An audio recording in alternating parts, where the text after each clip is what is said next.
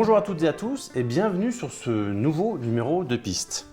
Aujourd'hui, nous allons parler d'une méthode de communication particulière qui a su faire ses preuves sur de nombreux supports et canaux. Je veux parler du copywriting. Cette méthode mixant psychologie et structure de texte se révèle particulièrement efficace pour améliorer le trafic d'un site internet, améliorer aussi le taux d'engagement d'un post et bien sûr améliorer les ventes. Pour en parler, nous accueillons Selim Niederhofer, qui est copywriter et formateur, mais aussi auteur et conférencier.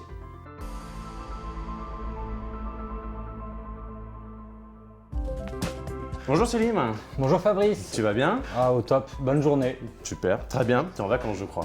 Je suis en vacances là, mais il y a toujours une demi-heure, une heure à prendre pour Combova. Ah bah écoute, ça nous fait plaisir en tous les cas. Aujourd'hui on va parler du copywriting bien sûr, mais avant, est-ce que tu pourrais nous dire quelques mots sur ton parcours et ta situation actuelle? Bien sûr, en fait, moi j'ai été formé d'abord dans l'industrie lourde, j'étais acheteur, j'étais pas du tout communicant, mais après General Electric, Schneider Electric et Valeo, je me suis bien rendu compte que Excel c'était pas pour moi, mon logiciel c'est plutôt Word. Donc là j'ai commencé à écrire, je suis devenu blogueur, mais je savais pas trop quoi vendre.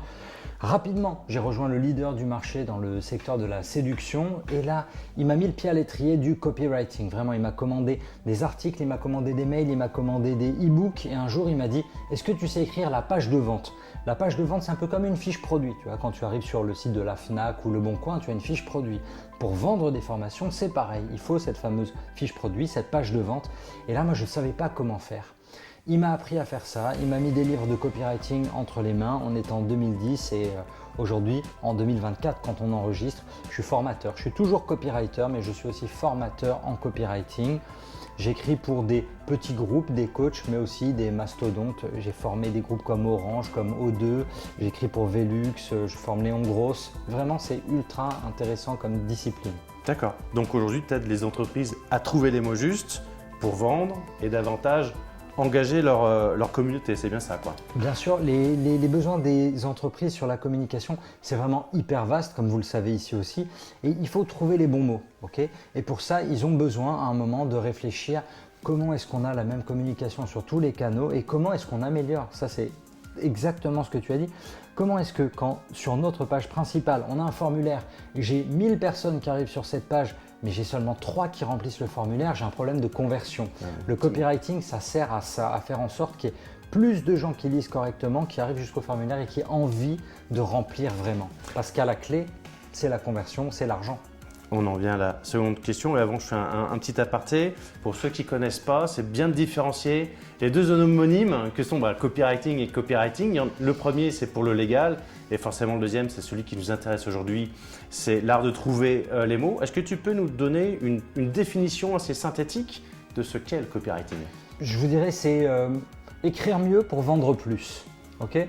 Pour faire vraiment le plus simple, écrire mieux pour vendre plus. Tu as besoin d'une structure. La première question qu'on se pose toujours, c'est j'ai un produit à vendre, j'ai un message à délivrer, mais en fait, comment je le fais passer? Ok, mais imagine, tu as un super message, tu as un super produit, mais tu es dans le noir, il n'y a personne qui te voit. Comment tu fais pour attirer l'attention? Et c'est ça la mission première du copywriter, attirer l'attention et ensuite faire tout un parcours jusqu'à l'appel à l'action. Télécharge mon appli, donne à la Croix-Rouge, réserve ta place pour un webinaire, achète le produit. Ok. Mais alors, question presque naïve, quelles sont les particularités, les différences clés avec une rédaction simple? Est-ce qu'on peut parler de méthode ou de structure par exemple? Il y a les deux en fait, la vraie différence quand tu prends un journaliste ou un rédacteur web. Tu vois, le journaliste, on va dire, sa mission c'est le devoir de vérité. Il va t'apporter toute l'info, qui, quoi, où, quand, comment. Et à la fin, tu as été informé. L'objectif du journaliste, c'est informer. Le rédacteur web, tu vas prendre n'importe quel magazine en ligne, imagine chez Webedia, ils ont Allociné, ils ont n'importe quel site. Leur objectif, c'est quoi? C'est pareil, c'est informer. On va dire, ok, il y a tel film qui sort, je veux que tu me rédiges l'article sur le sujet, ok. Mais il n'y a pas de velléité financière derrière. Leur objectif, c'est pas te dire tu vas lire cet article, puis encore un autre, puis encore un autre, puis encore un autre. Non, c'est juste informatif, d'accord? Nous, copywriters, derrière, on a un vrai enjeu de tu vas lire, tu vas mémoriser et tu vas cliquer. Un copywriter, il est jugé au passage à l'action. Le temps de chacun est précieux, les gens ils n'ont plus le temps. Donc, nous, on est là pour les intéresser. Tu as des industries entières qui sont bâties sur cette notion d'attirer l'attention, le fameux titre putaclic, un peu violent, un peu mensonger. Mais c'est bon, les gens regardent. Et une fois qu'ils sont là, qu'ils regardent, comment on fait pour leur faire passer l'info? Est-ce que déjà le message, il est pour eux? Est-ce qu'ils vont être intéressés? On va leur raconter toute l'histoire et à la fin, on va leur demander « Ok, maintenant, fais un truc pour nous. » Tu peux nous montrer 2-3 petits exemples ou nous évoquer 2-3 exemples? Oui, bien sûr. Tu as des techniques en fait pour attirer l'attention. Là, il faut réfléchir à la publicité. Le point le plus important dans le copywriting, c'est toujours le titre. Quand tu prends un magazine, tu vas feuilleter ton magazine, tu ne t'arrêtes pas à toutes les pages. Idem pour un journal, idem quand tu scrolles sur LinkedIn ou sur Instagram. Tu vas t'arrêter parce qu'il y a un visuel qui capte ton attention et qu'il y a un titre qui capte ton attention. Et ça, les publicitaires des années 60, tu vois, la série Mad Men, ils avaient déjà compris ça. Merveilleuse. Ils avaient déjà compris ça et on utilise toujours leur méthode aujourd'hui. Si tu as un exemple concret qui toi t'a marqué, ça serait lequel? J'étais pas né en vérité. La France forte. Bon, 3 mots méga simples, Mitterrand, tu as cette allitération, tu vois, tu entends. C'est le punchline quand même. Mais oui, tu le retiens. Regarde, tu reviens à quick. Nous, c'est le goût. Pareil, ça rime. Tu vois, on est un peu sur la poésie. Il y a des figures de style qui sont importantes. Il y a un rythme aussi dans le phrasé. Tu peux avoir, là, tu vas avoir liberté, égalité, fraternité. Le rythme ternaire, c'est important. Le fait de détourner une actualité. Tu vois, Sixt, par exemple, le loueur de voitures. Génial, toujours, ils prennent l'actualité et ils détournent. Il s'était moqué de François Hollande, il se moque un peu de tout le monde. Dès qu'il y a une actualité chaude, ça rebondit. Ça, c'est vraiment l'agence, je dirais, c'est Buzzman. Tu vois, Buzzman, ils sont toujours, que ce soit pour Burger King, que ce soit pour tous leurs clients. Ils sont forts aussi. Ils vont vanner, ils sont tout le temps dans la vanne, ils sont toujours dans le rebond de l'actualité. Et puis après, tu vois, dans les années 90, tu avais des trucs de bourrin, de répétition. Si je vais bien, c'est Juvamine. Ouais, si je vais bien, c'était un autre style, ça, à cette époque-là. Voilà, parce que on martèle. Aujourd'hui, qui martèle? Carglass.fr. N'oubliez pas le point .fr. Et ils ont toujours une voix, je ne sais pas si tu as remarqué, le son de la voix, le timbre est très spécifique. Enfin bon, on avance un petit peu, Selim. Avant les conseils pratiques, j'ai une dernière question à te poser. C'est selon toi, à quel type de contenu ou de média s'appliquerait le copywriting? Alors, au-delà des pages web, blog et email marketing, je pense aussi, parce que c'est Combova, je pense aussi au contenu vidéo. D'ailleurs, si on parle que du contenu vidéo, comment est-ce qu'on peut appliquer le copywriting là-dessus? C'est hyper important d'appliquer exactement la même formule. Regardez, imaginez, vous êtes sur YouTube. YouTube, c'est la guerre des vidéos. C'est la guerre. Mais c'est vrai, c'est la guerre. Tu arrives sur ta page d'accueil, tu as déjà tout ce qu'on te propose. Puis quand tu vas chercher quelque chose, tu as les titres.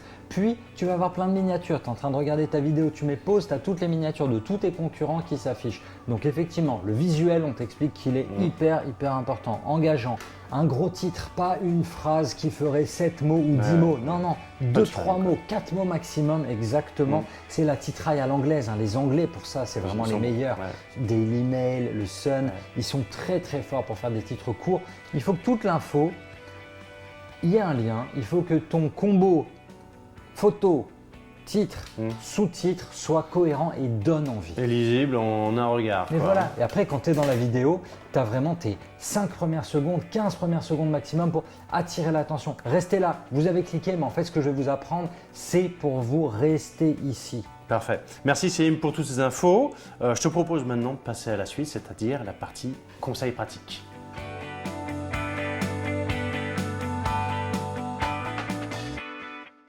En pratique, quels conseils tu pourrais donner aux personnes ou aux entreprises qui veulent se mettre au copywriting? Est-ce que tu aurais 5 choses à faire ou à garder en tête? Ok, première chose, vraiment lire déjà sur le copywriting, pas se lancer n'importe comment, lire des livres, lire les grands maîtres, surtout si vous lisez en anglais. Il y a quelques bouquins en français aussi sur le marché. Deuxième point, définir ce qu'on appelle le tone of voice. Comment votre entreprise parle-t-elle? Vous avez tous en tête les jus de fruits innocents ou Oasis, ils sont toujours très drôles. Mais qu'est-ce que vous voulez être vous? Est-ce que votre entreprise c'est Airbus, très sérieux, ou est-ce que c'est innocent? Il faut réussir à choisir et garder ce ton de voix, que ce soit uni sur tous vos canaux. Ça c'est hyper important. Troisième point, un message court et concis. On se perd quand on part dans 12 000 messages, quand on est dans des phrases trop longues, quand ça devient trop complexe. Non, faites court, faire simple, faire concis, c'est la base pour faire passer un bon message. Il y a des études qui ont été faites comme ça sur les campagnes américaines. Quand tu as un candidat qui, pendant sa campagne, change 8 fois de message, c'est pas possible, il n'est pas élu. Quatrième point, et qui serait fondamental, j'aurais peut-être même dû le mettre en 1, connaître son audience, connaître sa cible. tu ne peux pas parler de la même manière à un jeune de 20 ans qu'à un acheteur décideur de 60 ans. Ce n'est pas les mêmes cibles, on adapte donc les mots. Dernier conseil, je dirais essayer de se démarquer. Là, ce qui va jouer, c'est vraiment le storytelling. Comment tu racontes ton histoire, comment tu fais passer ton info. Et surtout, le point à garder en tête, c'est que tu as beau avoir le meilleur produit du monde, si tu ne sais pas faire ta pub, si tu ne parles pas de toi, si les gens ne parlent pas de toi, c'est fini. Il y a une analogie comme ça qui était, c'est comme si tu essayais de faire des clins d'œil dans le noir à une jolie fille. Non, personne ne te voit. Et l'authenticité aussi? Sur l'authenticité, je ne vais pas y aller à fond là-dessus. Ouais. C'est important. C'est peut-être à doser, quoi. Hein. Voilà, c'est important que ça colle. En fait, il ne faut pas être naïf, d'accord? Tu n'es pas là pour raconter toute ta vie. Parle à ton client. Il y en a qui le font. J'avance. Inversement, qu'est-ce qu'il faut absolument éviter si on ne veut pas faire fuir le client? Premier point, ce serait justement il y a une règle dans le copywriting, c'est coupe les jeux. Je fais, je suis merveilleux, je suis grand, j'ai fait ci, j'ai fait ça. Non, arrête le nombrilisme. Voilà, le pronom du copywriting, c'est vous ou tu, si tu as envie de tutoyer ton audience. Mais pas de nombrilisme, on s'intéresse à son audience. Le deuxième point, ce serait de trouver son audience et pas qu'une fois. Ne pas se dire que ton audience, elle sait tout ce que tu fais parce que même si elle te suit sur LinkedIn, sur Instagram, sur Facebook, sur TikTok, les gens ne voient pas tout à cause des algorithmes. Tu as peut-être 20% de gens qui vont tout voir. Donc, on répète, on recycle. C'est hyper important de recycler ces messages clés en permanence. Si on ne le fait pas, on court quand même ce risque de burn-out, je ne sais plus quoi dire, je publie tous les jours que de la nouveauté. Il faut doser un petit peu. Il faut répéter, exactement. Une troisième erreur, forcément, ce serait de se dire, bon, je m'inspire de mes concurrents, mais je m'inspire trop. Il y en a qui sont très très bons, qui ont des messages clés qui sont à eux. Et quand tu vois ces messages clés là, en arrivant dans vos locaux, dans le métro à Belleville, je vois quoi? Je vois les sardines, c'est nous. Mais moi, dans ma tête, tu sortais du métro, t'en plus là. Les sardines, c'est nous. Je me dis, mais en fait, ça pour moi, c'est quick. Nous, c'est le goût. Tu vois, le nous. J'avais une autre image en tête. Voilà, c'est essayer d'avoir un slogan un peu original. Quand tu vois tous ces slogans qui sont tomorrow, today, aujourd'hui pour demain, ça se ressemble. Il y a beaucoup. Des modes aussi un petit peu dans tout ça. Bien quand même, sûr. Comme, je préfère toujours être un truc vraiment différent, mais qui est vraiment toi, qui est vraiment ta boîte.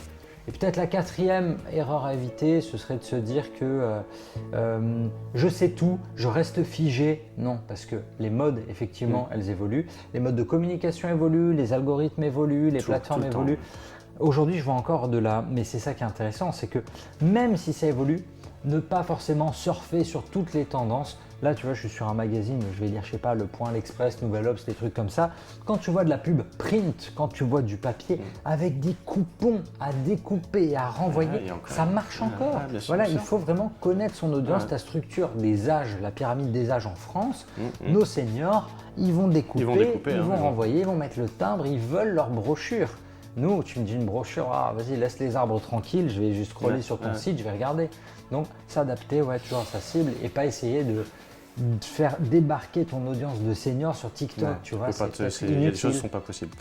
Écoute, c'est super. Merci beaucoup, Célim, pour cet échange enrichissant. Donc, vous l'avez vu, trouver les mots justes pour arriver à l'impact recherché est loin d'être évident. Aussi, je vous invite vraiment à vous entourer de professionnels et je pense particulièrement à Célim. J'espère que ces pistes vous aideront dans vos projets en cours ou à venir. Bien évidemment, n'hésitez pas à commenter ou à partager et je vous dis à très bientôt.